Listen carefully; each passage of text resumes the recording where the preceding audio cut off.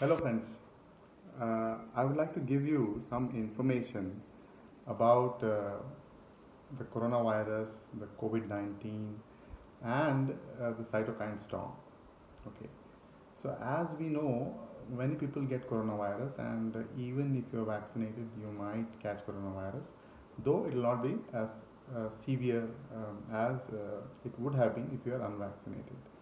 Okay, so it's just a matter of time before maybe everyone catches the disease, unless these lockdowns are successful.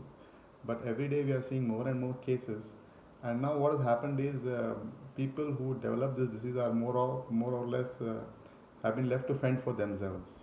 So I would like to share a few insights which may help you or your loved ones if they have got coronavirus. See, suppose you have got the coronavirus and already you have sustained lung damage, then maybe only a hospital can save you. But if you have recently been diagnosed with coronavirus, if you have been PCR positive and you are just waiting at home and hoping that you will not need to go to hospital, then what I'm about to say is going to help you. So, see, friends, coronavirus patients can be divided into two people. There are two classes, those who die and those who recover. So, what is the difference between these two? The difference between these two is only one term. The people who die are getting a cytokine storm. So, what is the cytokine storm? Cytokine storm is uncontrolled inflammation. That is, we all need inflammation in our body to fight any infections or any wounds, any damage, because first there is inflammation and then there is healing. But in patients who develop cytokine storm, what's happening is that it's uncontrolled. Like, for example, if a burglar were to enter your house in the night, you can maybe knock him out with a baseball bat.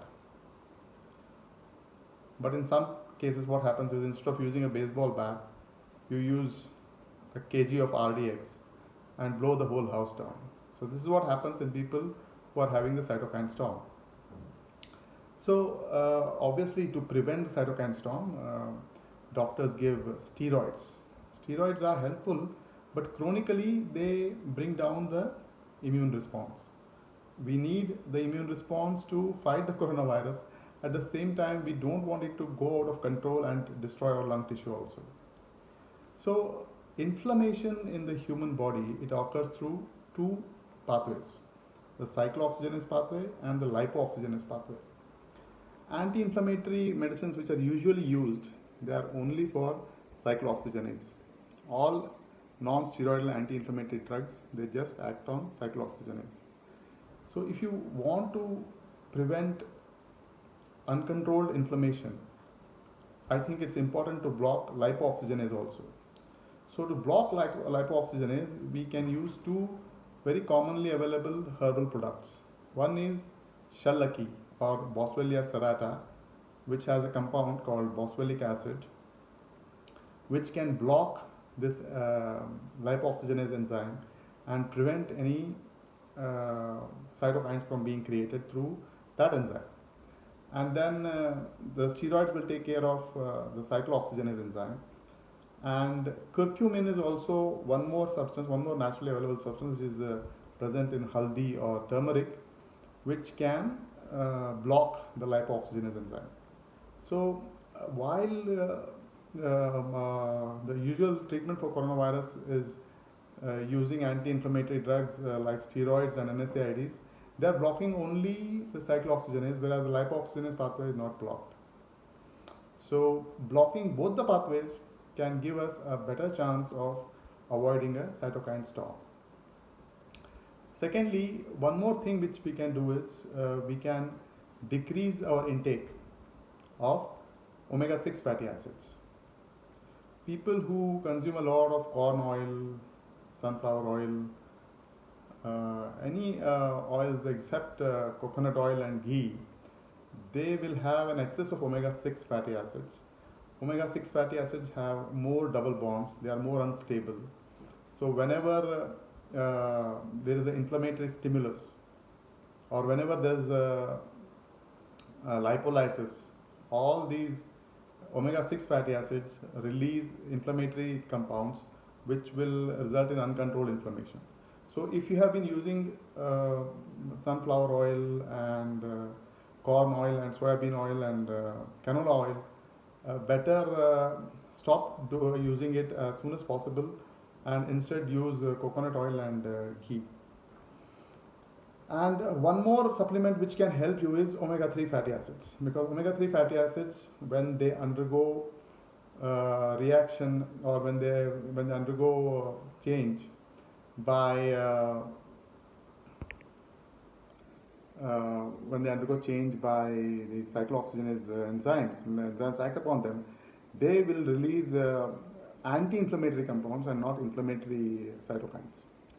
So to summarize, first of all, you need to stop consuming omega-6 fatty acids, start consuming coconut oil or ghee, and take Boswellia serrata extract, which is very easily available on Flipkart or Amazon, and take curcumin also, haldi, every day in good amounts, so that the lipoxygenase enzyme is also blocked. And obviously you need to take steroids also. Any doctor can advise you about steroids, but if you don't have access to a doctor, there is no harm in taking 80 milligrams of methylprednisolone IM stat. IM stat per week, like once a week you can take 80 milligrams of methylprednisolone intramuscular injection. And finally, you should also take omega-3 fatty acids. So the whole secret of surviving coronavirus infection is to prevent cytokine storm. And these three steps basically, which are blocking lipoxygenase enzyme through Boswellia serrata extract and turmeric, taking more omega-3 fatty acids, and reducing omega-6 fatty acid intake, or stopping omega-6 fatty acid intake, will all be helpful in that direction. And these steps are not at all likely to cause any adverse effects.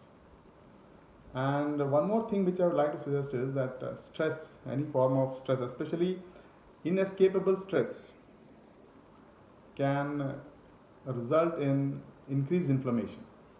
So if you have been diagnosed with coronavirus and you are watching the news, or you are reading the news on your mobile phone,